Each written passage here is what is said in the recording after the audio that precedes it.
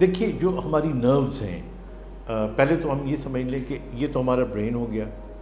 Brain के बाद फिर हमारा इसको मगज़ कहते हैं, फिर हराम मगज़, ये स्पाइनल कॉर्ड शुरू हो जाती है। जो स्पाइनल कॉर्ड से हमारी नसें निकल रही होती हैं उनको नर्व्स कहते हैं। और ये जितनी भी हम मूवमेंट करते हैं, ये ब्रेन का मैसेज थ्रू नर्व्स जाता है और हम मूवमेंट होती है हमारी।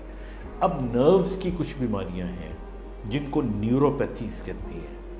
ये कुछ पैदाइशी बीमारियां भी होती हैं और कुछ एक्वायर्ड भी होती हैं। और जो अब इसकी मैं आपको कुछ बताऊं, जो पोली न्यूरोपैथी है, जो जेनेटिकली ट्रांसमिटेड है, इसके अंदर बहुत सी वैरायटी है, लेकिन एक आम मैं आपको फार्मूला बता देता हूँ जो कि डॉक्टर्स के लिए भी समझने के लिए इजी होगा।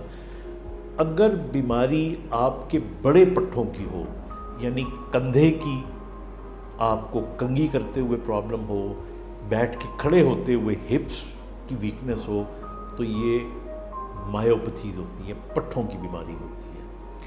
अगर आपकी कमज़ोरी छोटे मसल्स की है, यानी हाथ की है, चुटकी नहीं बज रही, पेन की ग्रिप ठीक नहीं हो रही, पाँव की उंगलियां सही नहीं हिल रही, ये न्यूरोपैथीज होती हैं।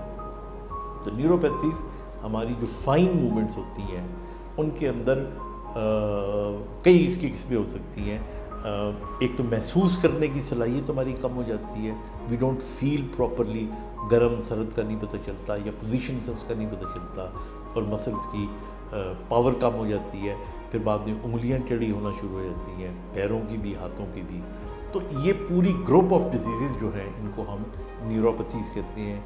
न्यूरोपैथीज भी जो जेनेटिकली ट्रांसमिटेड होती हैं, जैसे पॉलिक न्यूरोपैथी है, शाकोट मेरी टूथ डिजीज़ है, और उसके अंदर जो पेशेंट चलता है तो पाँव पूरे ऊपर नहीं उठते, ये भी सारी मैनेज की जाती हैं। There is no cure for them, but there is rehabilitation. जूता कैसा होना चाहिए, एक्सरसाइज कैसी होनी चाहिए, मोटापा नहीं होना चाहिए, विटामिन्स कौन से लेने चाहिए, एक्सर्शन एक्सरसाइज कितनी करनी चाहिए, ये क्वेश्चंस हैं जो आप अपने डॉक्टर से पूछें और फिर उसके मुताबिक आप अमल करें। People with neuropathies live a normal life, कुछ अडाप्टेशन कर लेते हैं छोटी मोटी, and they can live a normal life.